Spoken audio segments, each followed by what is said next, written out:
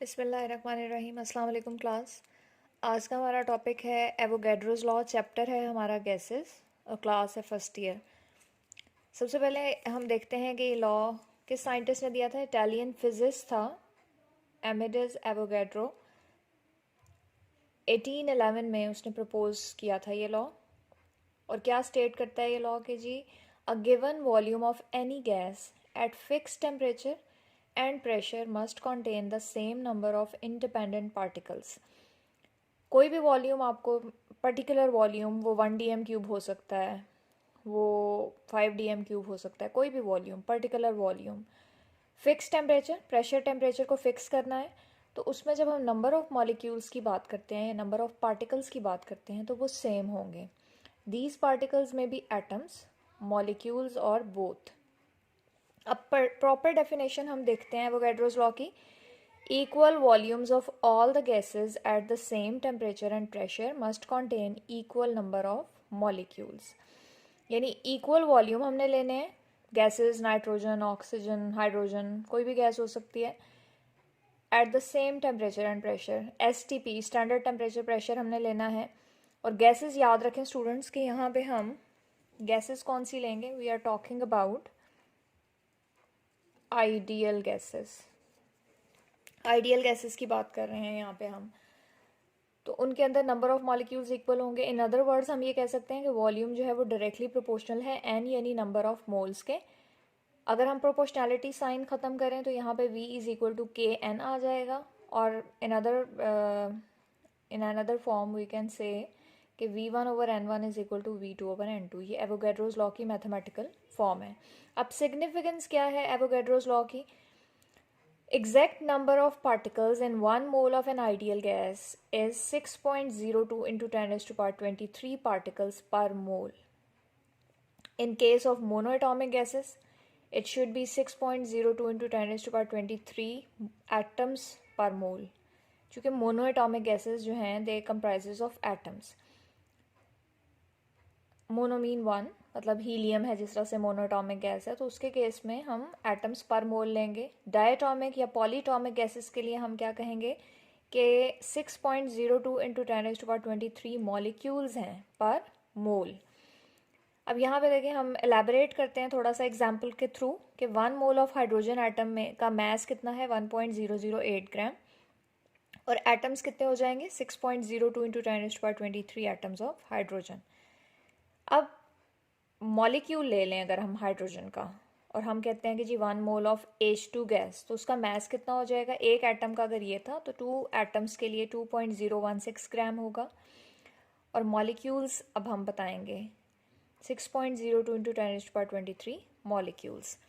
तो यहाँ पे आप देख लेंगे किस तरह से मॉलिक्यूल्स जो हैं वो हम एक्सप्रेस करेंगे इसके। अब यहाँ पे आप देखें कि mass of 1 dm³ of hydrogen जो होता है वो कितना है 0.09 ग्राम स्टैंडर्ड टेम्परेचर प्रेशर पे।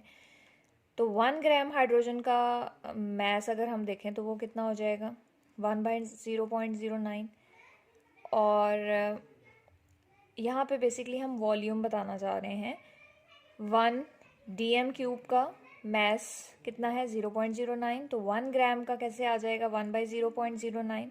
और 2.016 ग्राम हाइड्रोजन यानी ये 1 मोल हाइड्रोजन है, इसका STP पे कितना आ जाएगा 22.414 dm³। ये इस तरह से आपने मैथमेटिकल कैलकुलेशन करनी है। तो ये वॉल्यूम जब हम देखते हैं, ये पर्टिकुलर वैल्यू हमें पता है कि ये मोलर वॉल्यूम है, यानी किसी भी आइडियल गैस का जो 1 मोल है STP पे ऑक्यूपाई करता है। दस 1 ग्राम मॉलिक्यूल और 1 mole of hydrogen will have 22.414 dm³ at STP. This volume of 22.414 dm³ at STP is known as molar volume. Generally, 1 mole of any gas at STP occupies a volume of 22.414 dm³ and 1 mole of same gas will contain 6.02 into 10⁻23 molecules. अब कुछ दूसरी examples के through हम इसी चीज़ को explain करते हैं या एलैबोरेट करते हैं। तो एवोगैड्रोस लॉ को एक्सप्लेन करने के लिए हम यहाँ पे एग्जांपल लेते हैं। देखें 1 मोल ऑफ नाइट्रोजन का मास कितना होता है 28 ग्राम। स्टूडेंट्स मैसेज जो हैं वो आप पीरियोडिक टेबल में से देख सकते हैं। एक नाइट्रोजन के लिए मास आता है 14 ग्राम, तो 2 के लिए कितना हो जाएगा 28 ग्राम। वॉल्यूम कितना होगा, वही जो 1 मोल, मोलर वॉल्यूम 22.4 dm³ और मॉलिक्यूल्स कितने हैं 6.02 into 10⁻23 molecules. 1 mole of chlorine जब हम लेते हैं तो उसका मास जो आ जाता है molar mass that is 71 gram STP पर, और वॉल्यूम वही मोलर वॉल्यूम और एवोगैड्रोज नंबर ऑफ मॉलिक्यूल्स। इसी तरह से 1 मोल ऑफ ऑक्सीजन ले लें 32 ग्राम मास है, molar volume Avogadro's number of molecules. 1 mole of carbon dioxide 44 gram है STP पर, molar volume and Avogadro's number of molecules. तो आप देख सकते हैं कि different gases although their molar masses are different but they are having same mole, that is 1 mole. At STP they will occupy the same volume and they will be having same number of molecules.